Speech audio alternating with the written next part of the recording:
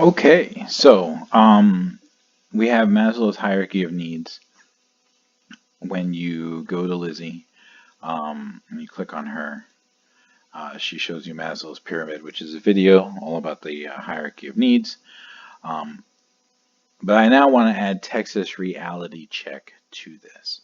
But I want to go through this for you so you can see what it's like. So if I click Texas reality check, for those of you who are not familiar with Texas reality check, it really puts into perspective um, what a student wants out of their life, right? So what are your needs? That's what it's going to be when a student clicks on Lizzie in the game.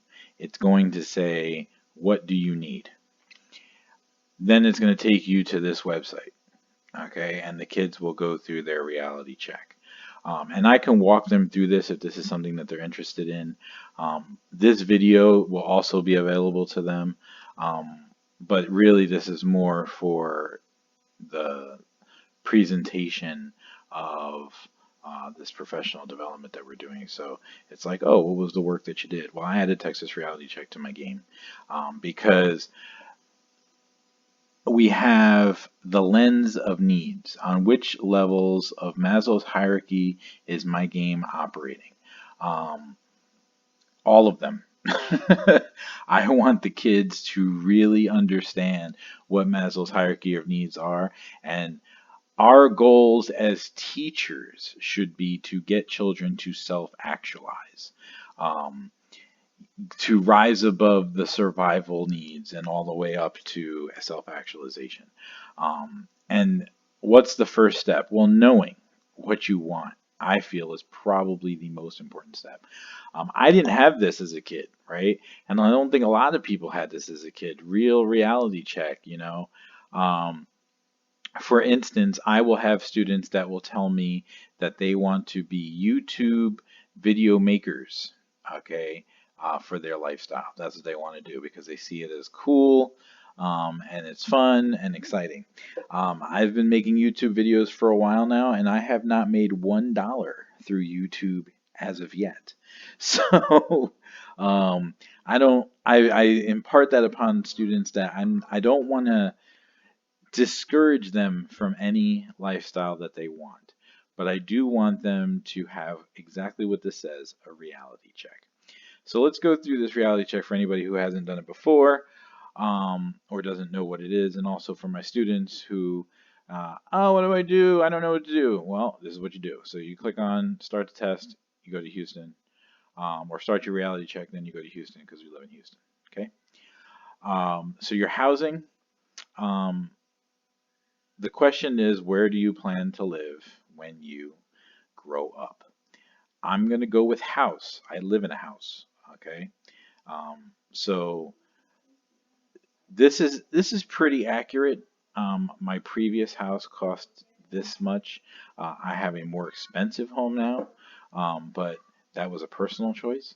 But you can definitely get a house for that much money in Houston. That is a realistic number. Um, Now we get to our utilities. Okay, I don't see not having internet. You know, we all have mobile phones. Water and gas is important. Now, cable, I'm going to leave out.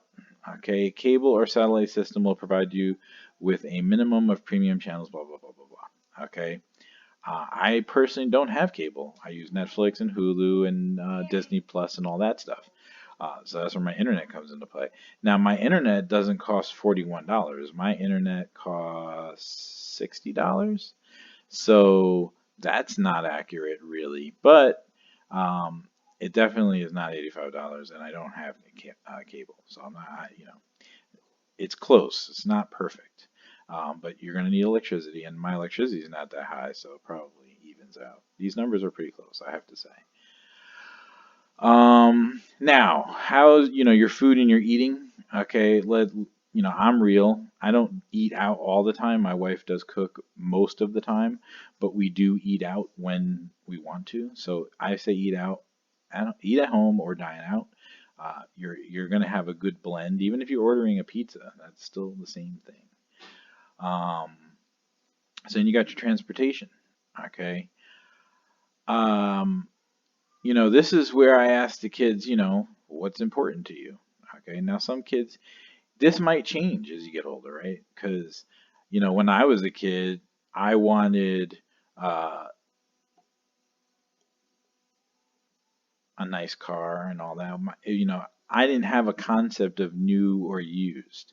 So as I became an adult, I realized, huh, new car. And I did have a new car. I did have a new car. So your basic auto, I was in that world where I had a new car. But now as I've grown older, I realize used auto is just fine for me. So I go to used auto. Um, we don't really live in a world where we can have human power or public transportation as an adult. If you live downtown and you work downtown, great, but most of us have a commute. So I'll stick with used auto, okay, but you know, if you are the kind of person that's got to have that brand new Mercedes or Bugatti isn't even in that. Well, I guess maybe, I don't know. Not me. I'm not one of those guys. I'm gonna go with used auto. So next, you have your clothing. Basics is everybody has basics. Everybody has basic clothing. Uh, Accessories. This will allow you a few accessories, including belts and hats and sunglasses. I click this because I do have hats and I have daughters. Okay, and they definitely have accessories. So that's a household thing. Um, Work clothes. I mean, I have nice clothes that I wear to work, but I can also wear them any other time. And I'm being visited by my daughter, who looks very cute in her dress. Yes, she's coming to show me her dress. You look so pretty. As we're talking about clothes, I won't click these last two because I don't particularly have specific work clothes or specific, and I definitely don't shop till we drop. We're not those kind of people. So we'll move on to the next one. Hi. I have a family, so I personally believe that you're going to end up in the premium individual health insurance situation with a family. Most people, I mean, you might go basic, but if you have a family, that's where I am at least, premium and vision and dental, because I have glasses.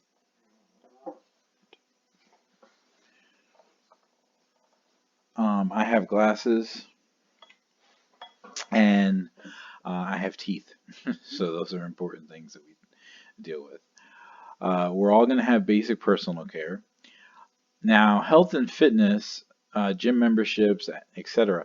I don't have a gym membership. I've actually spent the money to create a gym in my garage. And I personally, yes, that's your sister. That's correct. Um, I used to have a gym membership and I realized it's a lot cheaper. So if you take the gym membership and you say, okay, I'm definitely going to work out for the next 6 months, and the cost of that membership when you add it up over 6 months equals the equipment that you can buy in your house, then that's what you do. So I'm not gonna click this because I don't spend $100 even a year on that. I bought it one time, I have it, and I use it all the time. So there's no, uh, you know, continually buying. Then you have your professional services, haircuts, colorings, manicures, pedicures, and all that stuff. Um, Not really in my house. Okay, the girls kind of take care of their own hair every day. Um, there are extras to this stuff. Yes, the girls will buy.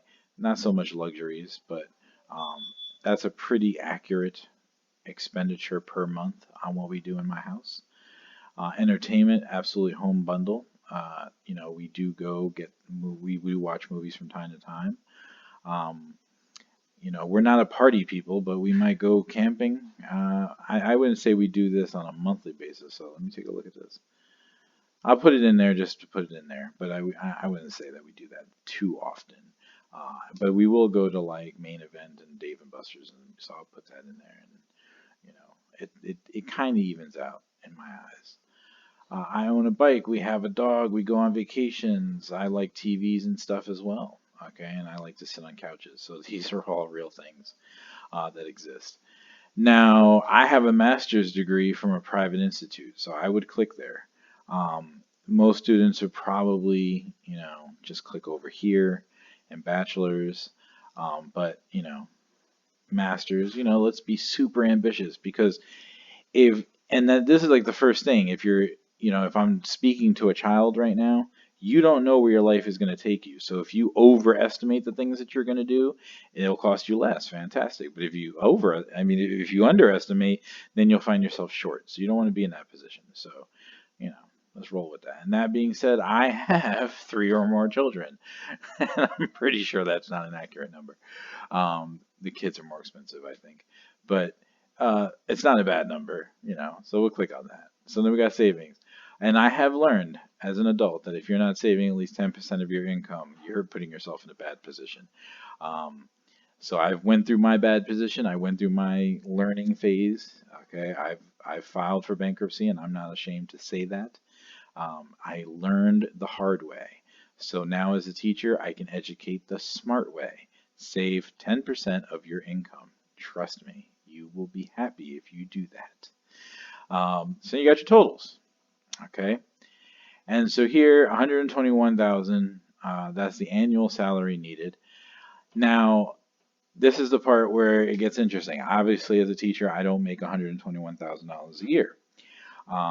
Me and my wife's combined income isn't even $121,000 a year. But let's talk about the differences, okay? I'm already out of school, so this number is not really a number I contend with because, yeah, I'm paying my student loans back, but I'm not, I work full time, and you know, the amount that I'm paying uh, actually isn't even that much. So, you know, this is more like what you would pay if you were still going to school. Um, what else?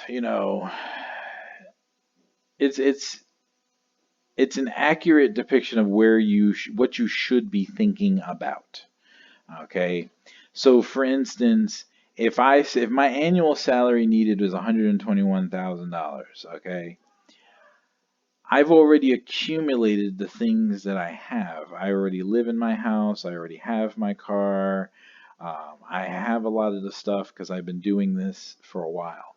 When I started, so I would definitely say that your annual salary, that this is probably the amount of money that I've accumulated over the time frame. I'm not still buying furniture. I'm not still doing all those things. Um, but if I was starting like fresh out of college, I had zero.